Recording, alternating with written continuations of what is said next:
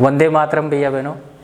अपना जो पार्ट 2 है आखेट खाद्य संग्रह से भोजन उत्पादन तक, उसके अभ्यास प्रश्न करने हैं। इसको आप सुंदर लिखावट में गृह कार्य की कॉपी में उतारोगे। पहला प्रश्न है, इन वाक्यों को पूरा करो। यानी वाक्य है उसमें अधूरा छोड़ दिया गया, उसको पूरा करना है। आखेटक खाद्य संग्राहक गुफाओं में इसलिए रहते थे क्योंकि यहां उन्हें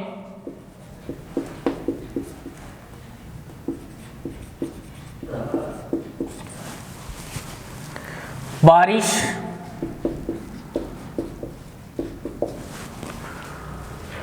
धूप और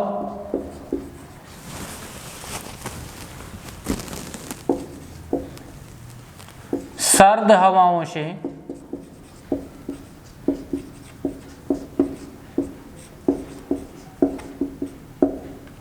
राहत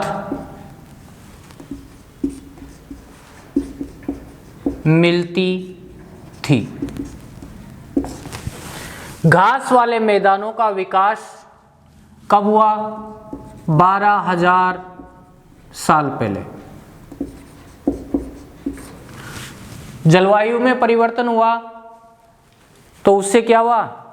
घास पैदा होने लगी, यानी तापमान बढ़ने लगा और तापमान बढ़ने की वजह से घास की पैदावार होने लगी। दूसरा प्रश्न है, खेती करने वाले लोग एक ही स्थान पर लंबे समय तक क्यों रहते थे?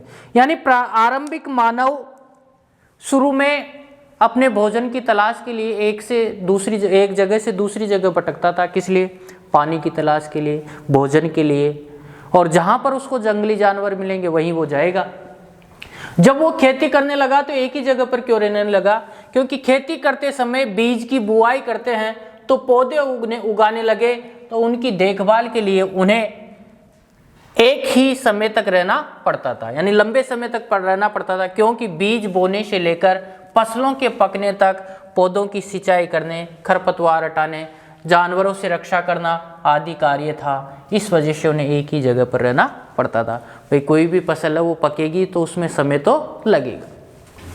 पुरातत्वविद ऐसा क्यों मानते हैं कि मेहरगढ़ के लोग पहले केवल शिकारी थे और बाद में उनके लिए पशुपालन ज्यादा महत्वपूर्ण हो गया? यानी पुरातत्वविद ऐसे क्यों कह सकते हैं कि भाई मेहरगढ़ के लोग शिकारी थे, उनको कुछ प्रमाण मिले होंगे, उनको कुछ सबूत मिले होंगे, तभी तो कहा उन्होंने। पुरातत्वविद ऐसा इसलिए मानते हैं कि मेहरगढ़ के लोग पहले शिकारी थे।